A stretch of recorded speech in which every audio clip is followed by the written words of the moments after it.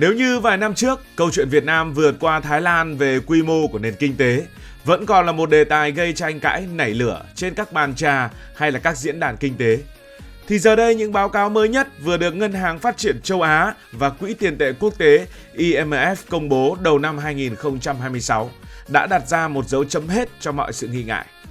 Chúng ta không còn nói về dự báo hay kịch bản nữa. Sự thật là Việt Nam đã chính thức vượt qua Thái Lan để trở thành nền kinh tế lớn thứ hai Đông Nam Á. Lớn nhất là ở đâu? Lớn nhất đó chính là Indonesia. Đây chính là một cú sút quyết định trong phút bù giờ của lịch sử nền kinh tế khu vực. Nhưng để có được điều đó, đây không chỉ là sự may mắn mà là một câu chuyện dịch chuyển cực kỳ sâu sắc cả về địa lý, công nghệ và con người. Và chào mừng đến với câu chuyện ngày hôm nay. Để hiểu được tầm vóc của việc đã vượt Thái Lan, chúng ta phải nhìn vào cái bóng rất lớn của Thái Lan trong quá khứ. Suốt khoảng 3 thập kỷ, Thái Lan là cái đích để chúng ta nhìn vào và phấn đấu. Họ có Bangkok lộng lẫy, có những khu công nghiệp ô tô trải dài và một nền du lịch hái ra tiền mà ai cũng thèm muốn. Thế nhưng bước sang năm 2026, chúng ta đang chứng kiến một trong những sự tương phản đến mức ngỡ ngàng. Trong khi Việt Nam bừng bừng khí thế với tốc độ tăng trưởng trên 7% và thậm chí là còn cao hơn, đây là mức cao nhất ở trong khu vực, thì Thái Lan lại đang vật lộn với con số chưa đầy 2%. Sự chênh lệch này không chỉ đơn giản là vài con số thống kê, mà nó phản ánh sự hụt hơi của một mô hình cũ trước những cơn bão toàn cầu.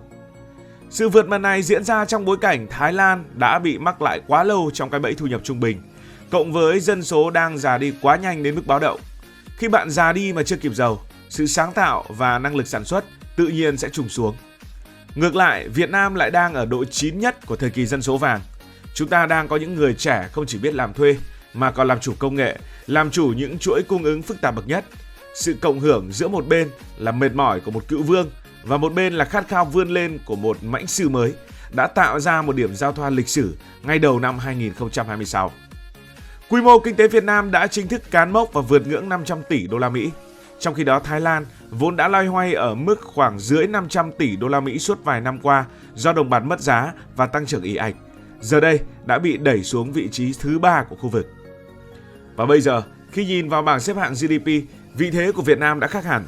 Việc chiếm giữ vị trí số 2 khu vực chỉ sau Indonesia với quy mô dân số khổng lồ, gấp gần 3 lần dân số nước ta, không chỉ mang lại niềm tự hào với con số, mà nó còn thay đổi hoàn toàn cách nhìn của thế giới về Việt Nam. Việt Nam không còn là điểm đến tiềm năng nữa, mà đã trở thành một điểm đến, một đầu tàu thực sự. Nói về việc Việt Nam đã vượt qua Thái Lan như thế nào, không thể không nhắc đến vũ khí địa lý mà tạo hóa đã ban tặng cho Việt Nam và cha ông ta đã mở đất mở nước. Hãy nhìn vào bản đồ mà xem. Hình chữ S của chúng ta chính là một mặt tiền đắt giá bậc nhất của cả Đông Nam Á lục địa.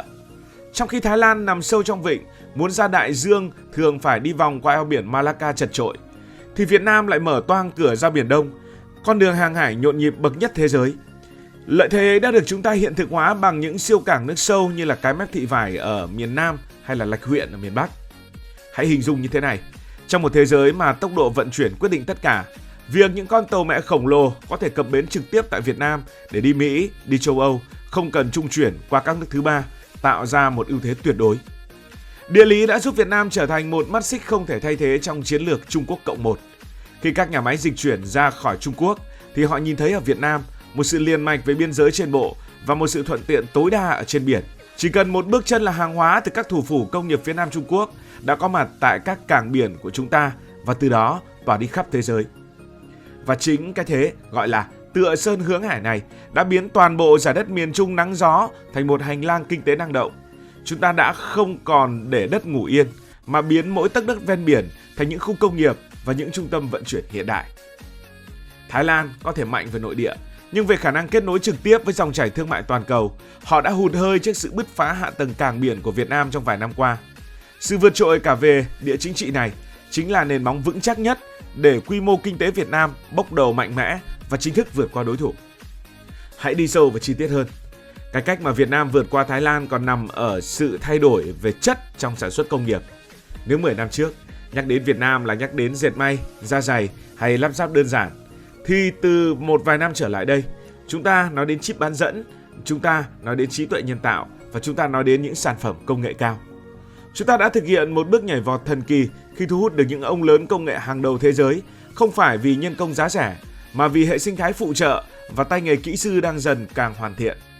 Hãy nhìn vào những trung tâm nghiên cứu và phát triển quy mô lớn tại Hà Nội hay nhà máy sản xuất linh kiện máy bay tại Đà Nẵng, chúng ta sẽ thấy một diện mạo hoàn toàn khác. Trong khi Thái Lan vẫn đang loay hoay với việc chuyển đổi các dây chuyền lắp ráp ô tô chạy xăng cũ kỹ sang xe điện, thì Việt Nam đã nhanh chóng nắm bắt làn sóng kinh tế số. Sự phát triển thần tốc của các doanh nghiệp công nghệ trong nước kết hợp với dòng vốn đầu tư chất lượng cao từ nước ngoài đổ vào các ngành công nghệ cao đã tạo ra một lực đẩy rất lớn.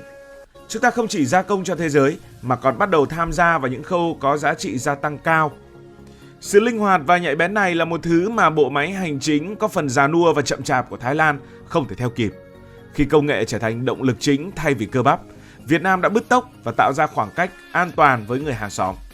Một yếu tố cực kỳ quan trọng giúp quy mô nền kinh tế Việt Nam thực sự bùng nổ và đã vượt Thái Lan chính là cuộc cách mạng hạ tầng giao thông. Chúng ta có thể tự hào nhìn vào mạng lưới kết nối khắp đất nước về cơ bản đã liền mạch. Khoảng cách địa lý giữa các vùng miền không còn là rào cản mà trở thành một sự kết nối cộng hưởng. Chúng ta đã ưu tiên dành đến khoảng 7% GDP cho phát triển hạ tầng, một tỷ lệ cao đến mức khó tin với nhiều nước khác.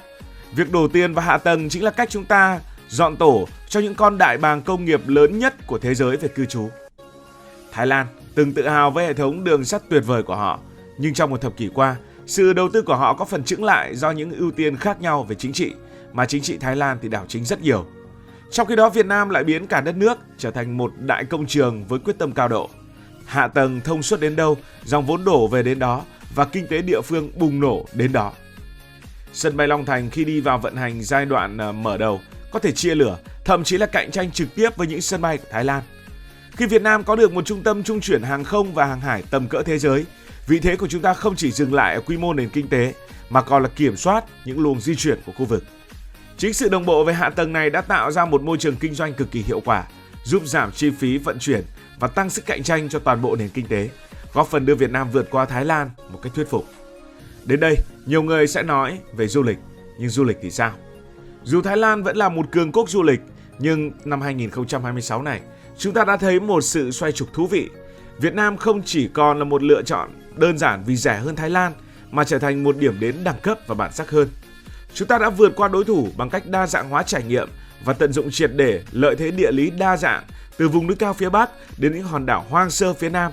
Sự chuyển dịch từ du lịch đại trà sang du lịch bền vững, du lịch văn hóa và du lịch nghỉ dưỡng cao cấp đã giúp giá trị chi tiêu của mỗi khách du lịch đến Việt Nam tăng vọt. Chúng ta đã biết cách kể những câu chuyện về văn hóa, về ẩm thực và về sự mến khách của con người Việt Nam một cách chuyên nghiệp hơn thông qua các nền tảng số. Du lịch Việt Nam bây giờ không chỉ là đi ngắm cảnh mà là sự dấn thân vào những trải nghiệm độc bản.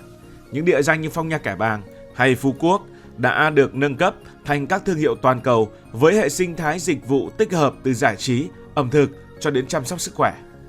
Đặc biệt, Việt Nam đã tận dụng rất tốt xu hướng làm việc từ xa. Với hệ thống Internet tốc độ cao phủ sóng khắp nơi và môi trường sống an toàn, ổn định, chúng ta đã thu hút hàng vạn chuyên gia trẻ từ khắp nơi trên thế giới đến sinh sống và làm việc lâu dài.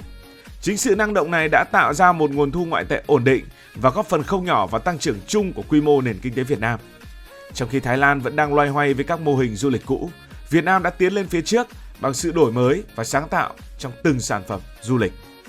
Cuối cùng và cũng là phần quan trọng nhất, gốc rễ giúp Việt Nam đã vượt Thái Lan chính là ở yếu tố con người. Chúng ta sở hữu một thế hệ trẻ cực kỳ máu lửa, không sợ khó và luôn hướng về phía trước. Khát vọng thoát nghèo của cha ông giờ đây đã chuyển hóa thành khát vọng làm giàu, khát vọng khẳng định vị thế dân tộc của con cháu. Người Việt Nam có một đặc điểm là thích ứng nhanh với cái mới. Dù là thương mại điện tử, thanh toán không dùng tiền mặt hay các mô hình kinh doanh trên nền tảng số, Việt Nam đều bắt nhịp và phát triển với tốc độ chóng mặt. Sự ổn định của chính trị và sự đồng lòng trong các chính sách lớn đã tạo ra một môi trường nuôi dưỡng cho những ước mơ lớn. Khi mỗi người dân đều tin rằng ngày mai sẽ tốt hơn ngày hôm nay, họ sẽ không ngần ngại đầu tư và không ngần ngại sáng tạo. Chính năng lượng tích cực này đã tạo ra một lực đẩy cộng hưởng khổng lồ cho nền kinh tế. Trong khi xã hội Thái Lan có những sự phân hóa và mệt mỏi nhất định sau nhiều năm biến động, thì Việt Nam lại đang ở trong giai đoạn sung mãn nhất về tinh thần. Việc vượt qua Thái Lan về quy mô nền kinh tế vào năm 2026 thực chất là một sự ghi nhận cho những nỗ lực bền bỉ của hàng chục triệu và bây giờ là cả 100 triệu con người Việt Nam trong suốt nhiều năm qua. Nó khẳng định chúng ta đang đi đúng hướng và có đủ bản lĩnh để đối mặt với những thử thách mới. Tuy nhiên, đây mới chỉ là một cột mốc trên hành trình dài. Phía trước vẫn là mục tiêu trở thành một quốc gia phát triển với chất lượng sống và thu nhập bình quân đầu người cao hơn nữa. Nhưng với những gì đã làm được, chúng ta hoàn toàn có quyền tự tin rằng thời của Việt Nam thực sự là đến. Vậy, sau khi chính thức vượt mặt về quy mô kinh tế như vậy để trở thành nền kinh tế lớn thứ hai Đông Nam Á, theo các bạn, đâu sẽ là lĩnh vực tiếp theo mà chúng ta cần bứt phá để không chỉ vượt mà còn bỏ xa các đối thủ trong khu vực? Hãy để lại ý kiến dưới phần bình luận. Cảm ơn vì đã quan tâm theo dõi câu chuyện này. Và nếu cảm thấy thú vị, bạn có thể nhấn nút đăng ký kênh, bật chuông thông báo và chia sẻ. Còn bây giờ thì xin được nói lời chào, tạm biệt. Cảm ơn các bạn đã dành sự đồng hành cùng Hải Thanh Story đi qua những vùng đất, khám phá những điều mới.